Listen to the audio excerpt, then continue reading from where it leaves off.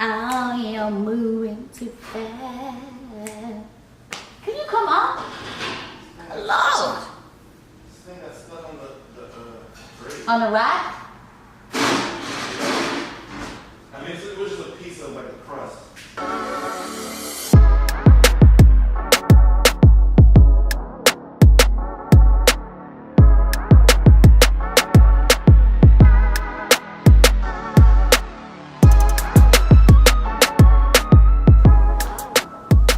So I'm sure if you haven't already heard about it, you will soon. There's a new Netflix show called Marie Kondo. Well, I don't know the name of the show, but it's about Marie Kondo, this famous declutterer. She's Japanese. Now this topic comes back up every couple of years, but right now it's front and center. Everybody's trying to declutter their lives, get rid of some of the excess stuff, and just move into a more peaceful place where everything is organized and they are able to operate in the best headspace for themselves and their families. So Waze, what has been your experience with decluttering? That's such a heavy loaded question because, we know about hoarders and that is a psychological disorder, but we're not gonna touch on that today. As far as my experience with decluttering, for me and my sanity, the way my mind is set up, I can't live in mess, right? So I don't know if you remember when we moved and we had moved everything into our home, you were like, oh, let's just chill. And I was just like looking around the house like, no, we can't chill. There's like stuff to do. Like I can see all these boxes all over the place. Like, do you know what your drawers are? Like, do you know what a spoon is? Like, I just couldn't like get right. I just could not feel settled without unpacking the boxes and at least, and honestly speaking, I actually created a grid and I identified each box. So extra.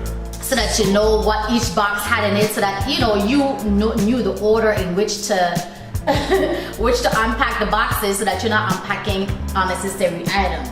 You know what I mean? I don't know. What were your thoughts about us moving and the process of storage and unpacking? Like, what was that like for you? Did you have any feelings attached to it?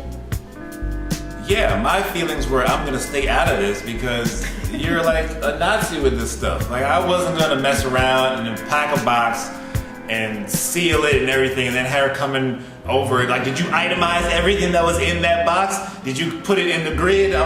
I'd rather just let her do it. I'll go to work and you come up with what goes in what box, because it's better that way. I mean, why? We're gonna end up arguing in the end. So I just left it to Waze. I mean, she's good at that stuff anyway. Well, the reason why for me it's important is because, like I said, it gives me a peace of mind, right?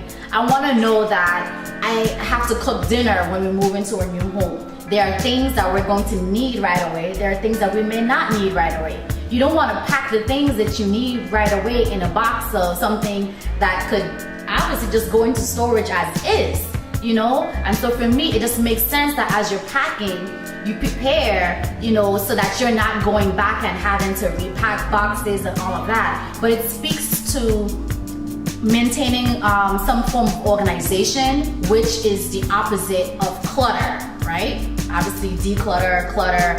You want to make sure that you have a space that feels good to you. And if you feel good in that space, whatever that space looks like, then that's fine. And so for me, my space and my environment, it has to be orderly, it needs to be organized. If I am the person that's gonna be in charge of cooking or needing to know where the paper is for the printer, or if we need a pen to make a grocery list, or if we need, particular items of clothing or whatever it is, I can just look at the grid and be like, okay, yeah, box 8 has our underwears.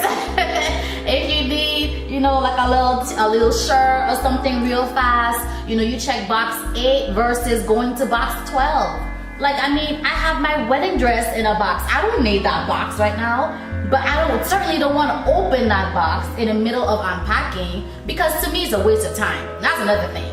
I feel like organization and being able to declutter your space helps with managing your time.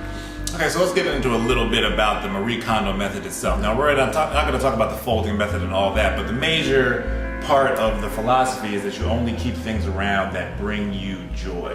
So, and I want to bring this a little bit to your field of mental health. I mean, what do you think are the benefits that you foresee from somebody decluttering their life, keeping only around things that give them joy rather than stress or maybe attached to negative memories?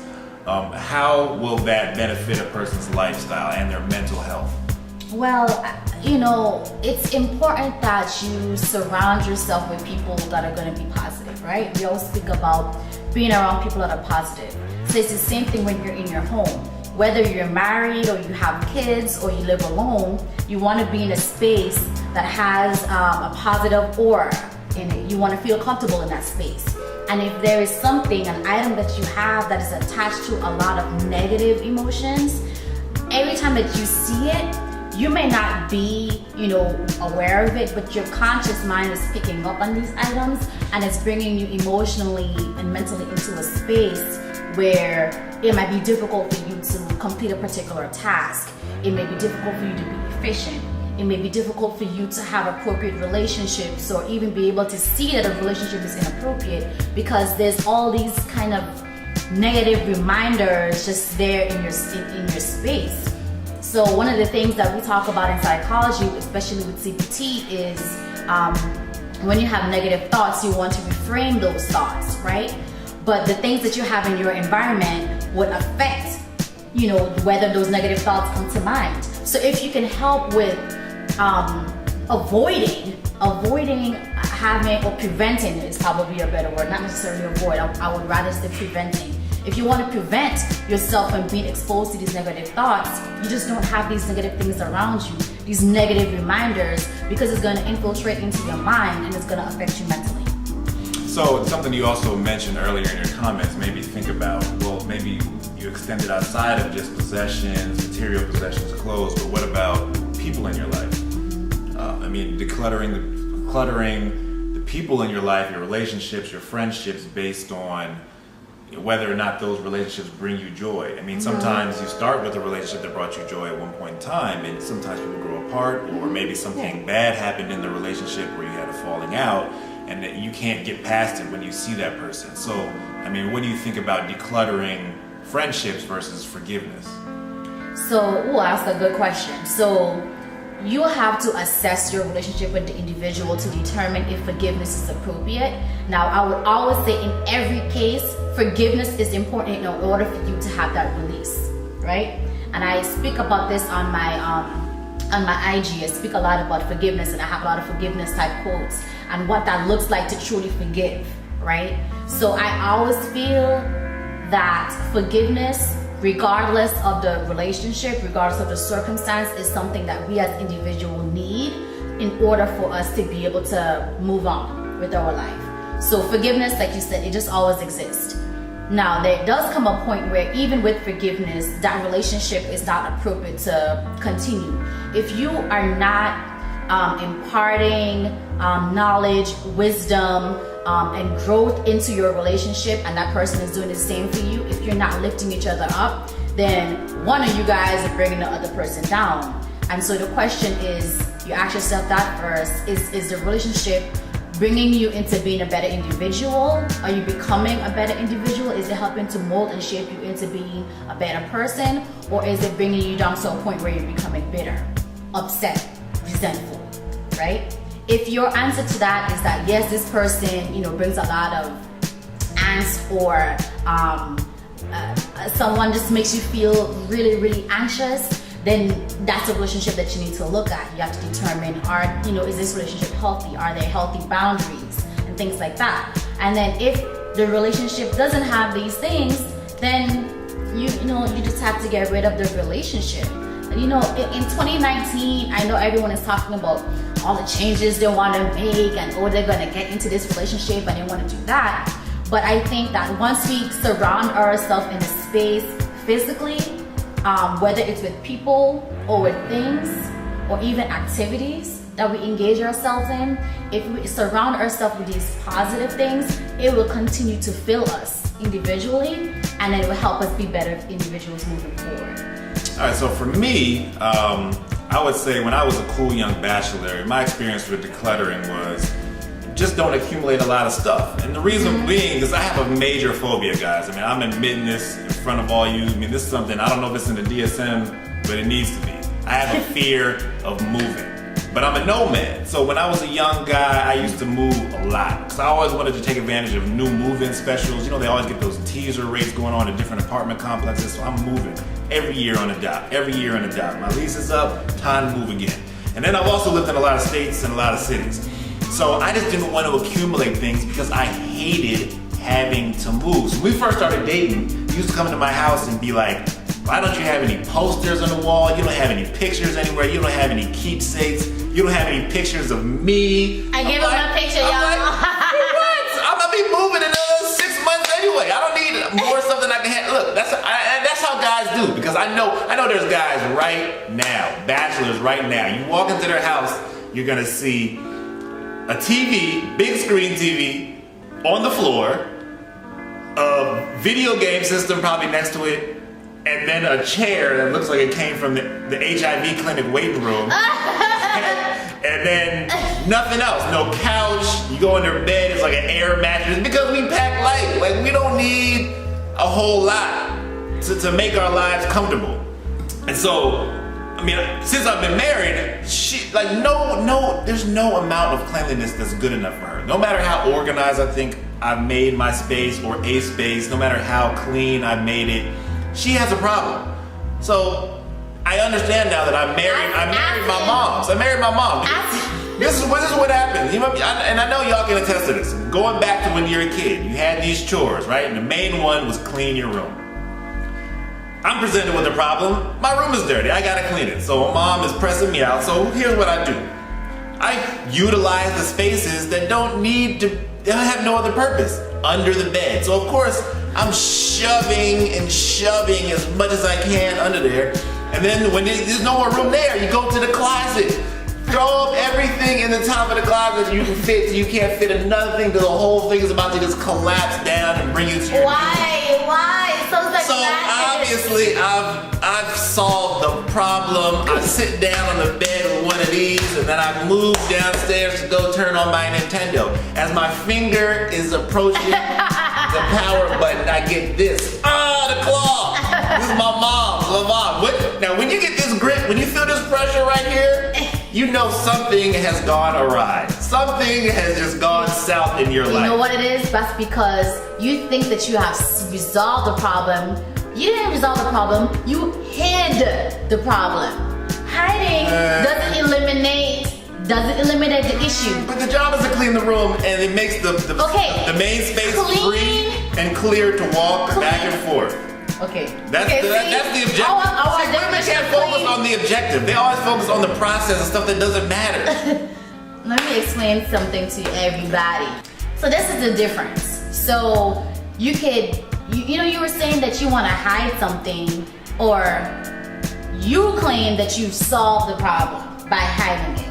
But we all know that problems are not resolved if you avoid it or if you hide it. Can't solve a problem if you avoid it or you hide it. Alright, whatever. Okay, so back to me. So my issue with decluttering is at this point, she handles that. But when I need to declutter my mind, my life, I think about budgeting. I need to have clarity and organization with the finances. And for me, the fastest way or the first way to get control of your finances is a budget. So I know a lot of you out there are just, kind of living paycheck to paycheck when you don't have to be. And I'm not talking about people who are not able to make a livable wage for whatever reason. I'm talking about people making $70,000, $80,000, $90,000 who still have no control over their money. So, financial management is about more than just making sure you got enough money for the guys trip to Cancun next summer, right? You want to be able to retire one day. You want to be able to buy a house one day. That requires meticulous planning. So, I don't care how you do it, just start. You gotta look, if you have Microsoft Word, there's templates available. There's templates all over the internet for free. Just start. I'm begging you. Your financial situation will look so much better once it's decluttered. You'll have a better hand on the pulse of things. You'll know how to get yourself an excess, to have a little bit to save, a little bit to invest, and it's gonna make your whole life better. So, I mean, that's my issue. I don't need to declutter my life of material things. I just need to have my money situation under wraps, and that's the way I feel good. So once his money is good, or once he manages all our money stuff, I mean, I'm fine with that too. I don't have a sense of concern because I know that he has it under control. So, and maybe that's why he has no sense of control or no sense of concern in regards to the house and things like that, because I usually have it under control. I'm tired of getting beat up.